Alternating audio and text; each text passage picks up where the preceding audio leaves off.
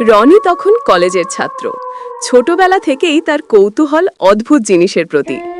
বন্ধু বান্ধবরা কেউ ভূতের গল্প শুনলে ভয় পায়, আর রনি হাসে, বলে ভূতটুত বলে কিছু নাই রে ভাই, সব মন গড়া।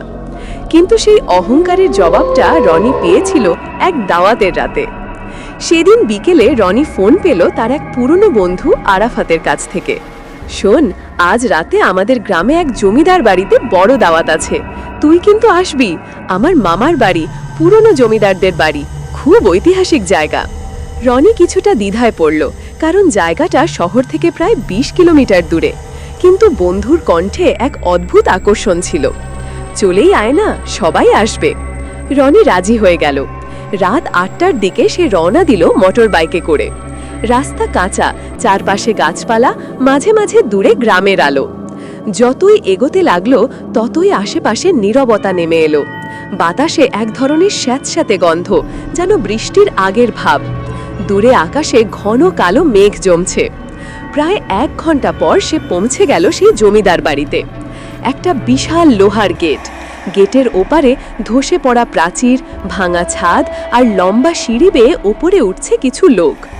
রনি অবাক হয়ে দেখল পুরো জায়গাটার মধ্যে এক ধরনের গম্ভীর নীরবতা, কেবল বাতাসে পুরনো কাঠের কড়মড় শব্দ। ভিতরে ঢোকার পর কয়েকজন অতিথি বসে আছে, টেবিলে খাবার সাজানো। আরাফাত এগিয়ে এলো। এই রে, দেরি করলি কেন? রাস্তা তো ভালো না ভাই। তারা হাসতে হাসতে বসে পড়ল। চারপাশে মোমবাতির আলো, পুরনো দেয়ালে ঝুলছে জমিদারদের ছবি। এক বৃদ্ধের ছবি, গলায় ভারী মালা, মুখে তীক্ষ্ণ হাসি। ছবির নিচে লেখা জমিদার হরিপদ রায়, 1885-1941। রনি বলল, তোমার মামার বাড়ি বললে? এটা তো যেন মিউজিয়াম। আরাফাত মুচকি হেসে বলল, হ্যাঁ, মামা এখন এখানে থাকেন না, মাঝে মাঝে অনুষ্ঠান হয়, পুরনো বাড়ি, তাই সবাই একটু ভয় পায়। রনি তখনও জানত না সেই রাত তার জীবনের ভয়ানক রাত হতে যাচ্ছে। রাত প্রায় 11টা। দাওয়াত শেষে সবাই একে একে বিদায় নিচ্ছে। আরাফাত রনিকে থাকতে বলল, কিন্তু রনি বলল, না ভাই, সকালে কাজ আছে, এখনই ফিরব। বাইকে উঠল সে। তখন ঝিরঝির বৃষ্টি পড়ছে, রাস্তাটা একেবারে ফাঁকা। দূরে বজ্রপাত হচ্ছে, বিদ্যুৎ চমকে চারদিক আলোকিত হচ্ছে। এক সময় সে পৌঁছল নদীর ধারে। নাম মৃত্তিকা নদী। গ্রামের লোকজন বলে এই নদীর নামেই অমঙ্গল লুকিয়ে আছে। রনি থামল, কারণ নদীর স্রোত ভয়ানক রকম বেড়ে গেছে। ব্রিজটা ছোট আর পুরনো, বাতাসে গর্জন, নদীর জলে অন্ধকার ঢেউ। সে একটু দ্বিধায় পড়ল, কিন্তু তারপর ভাবল, চল, তেমন কিছু হবে না।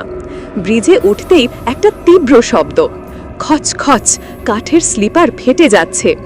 রনি গতি বাড়িয়ে পার হতে চাইল, কিন্তু হঠাৎ এক ঝড়ো হাওয়া এসে বাইকটা কাঁপিয়ে দিল। সে প্রায় পড়ে যাচ্ছিল, তখন নদীর দিক থেকে কে যেন ফিস ফিস করে বলল, থাম থাম রনি।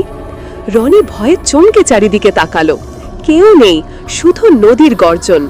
তবু সে বাইক চালিয়ে কোনো মতে ওপারে পৌঁছল। মনে হচ্ছিল কেউ তাকে অনুসরণ করছে। নদী পেরিয়ে সামনে বিশাল এক জঙ্গল। রাস্তা সংকীর্ণ, দুই পাশে ঘন অন্ধকার, গাছের পাতায় বৃষ্টির টাপুর টুপুর শব্দ। রনি বাইক চালিয়ে যাচ্ছিল, কিন্তু একসময় ইঞ্জিন বন্ধ হয়ে গেল। সে নামল, স্টার্ট দিতে গেল, কাজ হচ্ছে না। ঠিক তখনই দেখল সামনে কিছু নড়ছে। ধীরে ধীরে জোনাকির মতো আলো জ্বলছে, আবার নিভে যাচ্ছে। রনি এগিয়ে গিয়ে দেখল একজন নারী দাঁড়িয়ে আছে। সাদা শাড়ি, ভেজা চুল, মুখে নিস্তেজ ভাব। সে বলল, তুমি পথ হারিয়েছ? রনি বলল, না, বাইকটা বন্ধ হয়ে গেছে।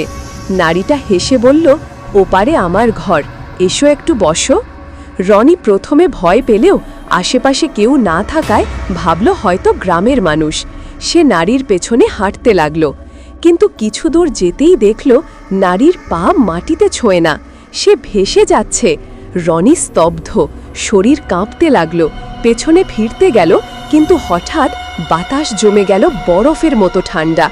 একটা অদ্ভুত গন্ধ, পচা ফুলের মতো।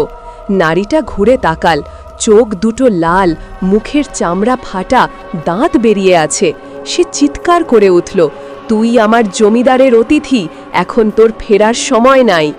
রনি ছুটে পালাতে লাগলো। চারপাশে গাছ, লতা, শেকড় সব যেন তাকে জড়িয়ে ধরছে। পেছনে শোনা যাচ্ছে সেই নারীর ভয়ঙ্কর হাসি। সে দৌড়াতে দৌড়াতে এক জায়গায় এসে পড়ল, এক পুরনো ভাঙা বাড়ি, দরজা খোলা। বৃষ্টি থেমে গেছে, কিন্তু বজ্রপাতের আলোয় দেখা গেল দেয়ালে শুকনো রক্তের দাগ। ভিতরে ঢুকে সে দরজা বন্ধ করল, হাঁপাগে হাঁপাতে চারদিকে তাকাচ্ছে।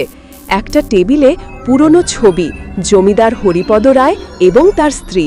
স্ত্রীর মুখটা হুবহু সেই নারীর মতো। রনি বুঝতে পারল সে সেই জমিদার বাড়ির অভিশপ্ত আত্মার মুখোমুখি হয়েছে। ঠিক তখন দরজায় টোকার শব্দ, ঠক ঠক ঠক। রনি নিঃশ্বাস বন্ধ করে বসে রইল। দরজাটা ধীরে ধীরে খুলে গেল, অথচ সে স্পর্শই করেনি। বাইরে কেউ নেই, কিন্তু বাতাসে ভেসে এলো সেই একই কণ্ঠ, ফিরে যা রনি, না হলে নদীও তোকে নেবে। রনি ভয়ে দরজা ঠেলে বেরিয়ে এলো, বাইটের দিকে ছুটে গেল।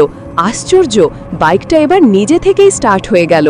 সে পাগলের মতো গতি বাড়িয়ে জঙ্গল পেরিয়ে, নদী পেরিয়ে শহরের দিকে ছুটল। ভোরের আলো ফুটেছে। রনি নিজের বাড়ির সামনে এসে থামল। শরীর কাঁপছে, চোখে রক্তচাপা ভয়ের ছাপ। সে ভাবল সব স্বপ্ন ছিল হয়তো, কিন্তু পরের মুহূর্তে চোখ গেল তার পকেটের দিকে। সেখানে একটা ভেজা ফুল, জুঁই ফুল, কিন্তু ফুলটা অর্ধেক কালো হয়ে গেছে। রনি আজও জানে না সেই রাতের ঘটনা কল্পনা ছিল কিনা, কিন্তু এর পর থেকে আর কোনো দাওয়াতেই সে যায়নি, আর কখনো মৃত্তিকা নদী পার হয়নি। কখনো কখনো দাওয়াত শুধু মানুষের জন্য হয় না, কিছু আত্মাও অপেক্ষা করে অতিথির জন্য, যারা একবার যায় আর ফেরে না আগের মতো।